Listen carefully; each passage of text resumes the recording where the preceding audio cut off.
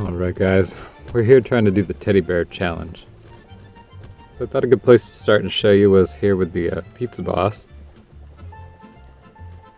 You don't actually have to beat the pizza boss, but he does stay overnight and it's a little easier, and it speeds up the game by a few minutes if you take him out early. Otherwise the song has to play the entirety, so these guys seem to be doing quick work of the pizza boss. Or, sorry, the imposter. So there, they finished up with the imposter, and it opens the basement door. And you can see I'm kind of working the cat, trying to get him to the bed. He has some kind of reaction. Most of it's random, but if you touch him, he'll kind of go the opposite way. So I haven't completely figured it out, but I just find that if I touch him, he seems to make his way towards me eventually. So if you guys were paying attention, I use the cat to get up out of bed, and I use heavy sleeper to get extra sleep there. So it's like a -10 for the cat scratch, but then a +40 for the double sleep, and I think I got 2 or 3 there. It's really nice when the cat hovers over here by the bed, but this only happens about half the games, maybe even less. So even getting the cat is rare, so that's the main reason I come to the basement. You see my health is full up, and I've got full stock. One player actually healed me during the game, which was very nice. I didn't get attacked tonight, but I like to hide if I do.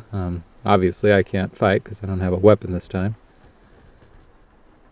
Sometimes I'll even take the sacrifice of a -10 from the cat to get out of bed early and hide, so that's a strategy too. And depending on your size, if you're a full-size adult, you may not be able to hide or get into good spots. But with a child or a super small avatar like I have, mine's as short as a child, even when I'm full-grown adult. So here I'm just kind of playing with the cat to see if I'm actually smaller than him. What do you guys think? I know I'm a lot smaller than the field cat. He's big, doesn't have the same kind of stripes. Tried to feed him a mouse one day. He just would not take it. Fun fact, yeah, there's 2 cats in the game. One's completely just... I don't know if it was part of... like, they use that cat in the final secret ending cut when the cat follows him. I'm not really sure why there's a second cat in the game. If y'all know, let me know. So this little jump frame, or this cut frame sequence where Larry comes out, if you haven't beaten the imposter, there's a chance he can target you and interact with you, and you don't really know where you're at or where to run. So if you did leave the imposter alive, be aware of that. Make sure you're safe during that cut frame. So I had a really good team. That's part of break-in is having a decent team. It is possible to solo. I have a few clips of me soloing it. Maybe I'll post them sometime for you. But basically, for the teddy bear challenge, I've tried to solo the teddy bear challenge, and if y'all do it, man, post that video, because I'm a fairly experienced player, and man,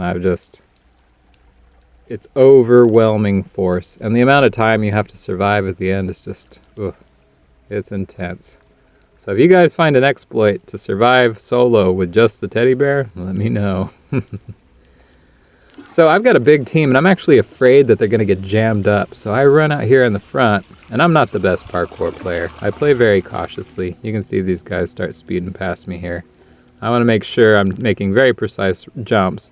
And you see that little purple indicator next to me? It's only one of them, but if you get more than like 2 or 3, I'll show you in a second, it'll cover up your jump button, and it can be catastrophic. And here's a good tip, guys. You see how she fell in, and I saved her, and she fell in again, and I saved her, and she fell in again? When you're in the water, relax. Let someone save you. See there, it covered up my jump button, and I just got lucky that I didn't fall in there. Somebody else is going to fall in because of that. See, they can't hit their jump button, so be aware of that with a big team. I've seen the entire team melt down in the end because of that. It's covering your jump button. So clear those alerts. Calm down, you've got time. There's your jump button again. So That little sewer sequence is a lot harder than it looks, and it has dynamic you wouldn't expect, like a big team. You would think that's great because they can save me, but what, it cost me like healing damage to save that player, and she just kept drowning. So sometimes you got to just make that choice to leave them behind, and it really sucks, but that's the nature of the game. And also, you want to save that one player that may save your life, because maybe he's the one with the bat, or he's the one that's actually going to finish this out with you, because sometimes these minions get overwhelming. So what I like to tell people here is just calm down. Go to the center of the screen. Don't panic. You know, you can interact with Larry here. Watch. If you bump into him, he moves, and I really like that, Cracky. Thank you for adding that.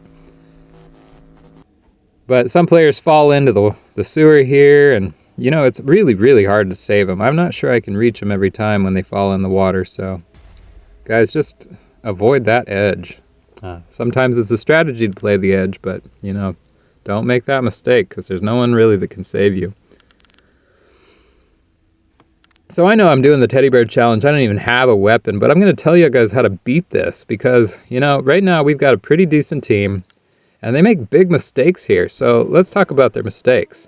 Right there, the minions are out. They should already be attacking. They should be up on them. There should be one on each side attacking those, because what are you waiting for? There is a little bit of a time where they're standing there and not actually striking, and you can hit them. You got to watch for that knockback, because I've been knocked back into the water, or sometimes at the very last hit, they're not solid anymore, and I ran right through them. Like, I was kind of bumping into them, and then they went invisible, and I fell right in the water, so you gotta watch that too. Okay, so they made pretty quick work of that.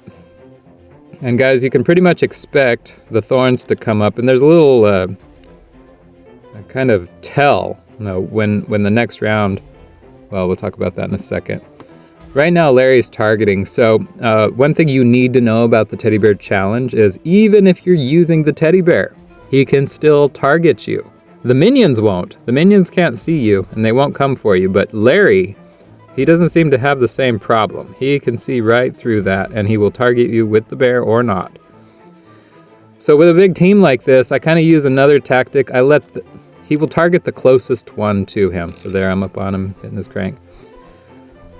So yeah, he'll target the closest one to him, so just don't be the closest one. And here it is right now. You can pretty much tell that it's going to be roses because the minions haven't spawned. So, she fell off in the water again. That's the same girl. She must have...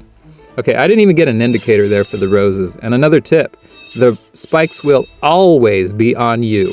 So if you don't have that indicator, just move a little bit. You might get lucky.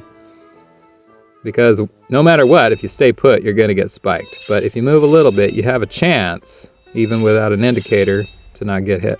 Another thing, guys, if that spike is up and you run into it, it still hurts you. So wait for them to get out of your way. Don't just run into them. Okay, here we go. Round 2. Larry's down. Our team's kind of thinned out. We've got 3 good adult players. And I know they're getting weak. I don't see them eating a lot. I don't see them healing each other a lot, so pretty much they're on their final round. And so I'm using my strategy, let them target the closest one. Oh, he actually targeted me, what do you know? So, here we go. All I gotta do is just kind of keep my distance, keep moving. Oh, he targeted me again, look at that. Oh, and I took damage, Okay, you don't want to make that mistake. Make sure you're clear, because even if you're not in his direct path, that crowbar has quite the reach. So make sure you're clear. Here we go, round 2, finished. Now you want to be on full health. Guys, there is a dynamic here where as your health gets less, you move slower, you hit less hard. Like, you want to be full up so you can run fast and hit hard. Okay, they're making the same mistake they did before. They should already be on those minions. I don't know why they're not attacking. I'm really kind of confused.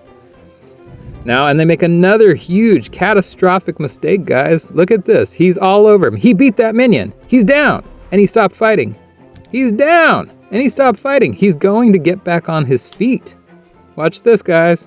He hops right back up, and he's in the game.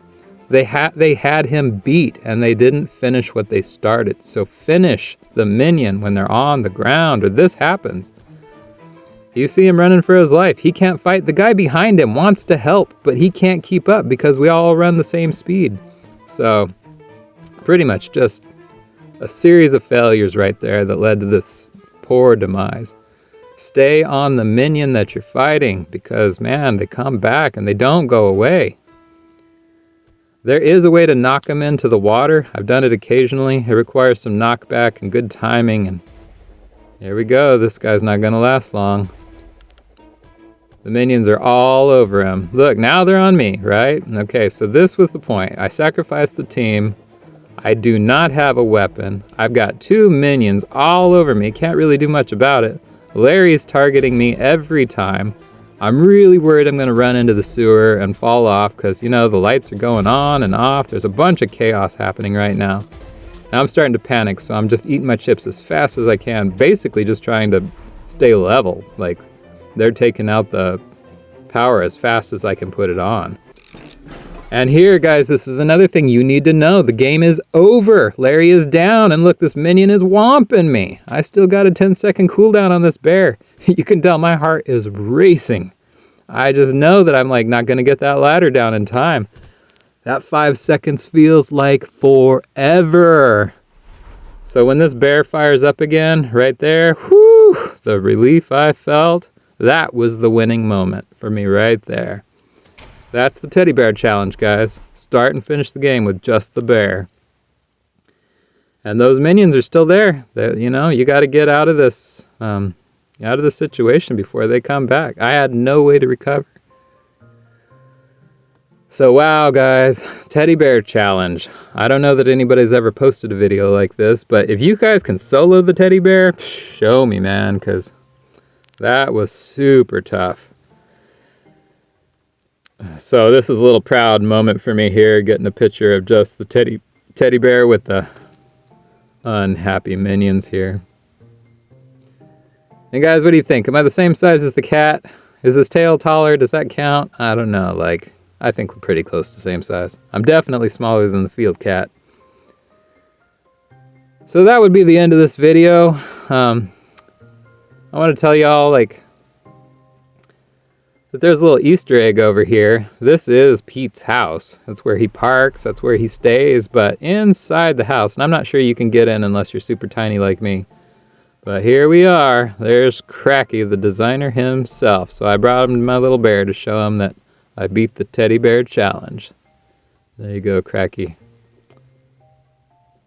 Really appreciate that. Fun game. It was so intense, you know. I like the options in this game, that you can try different endings, that you can try different challenges, that it requires a team. You can play with 1 or 2 players and do well, or you can play with 5 or 8 players and do very well, or your team can totally ruin it for you. I mean, the first like couple hundred times I played this game, I blamed my team for me not winning, and it made me become a better player. So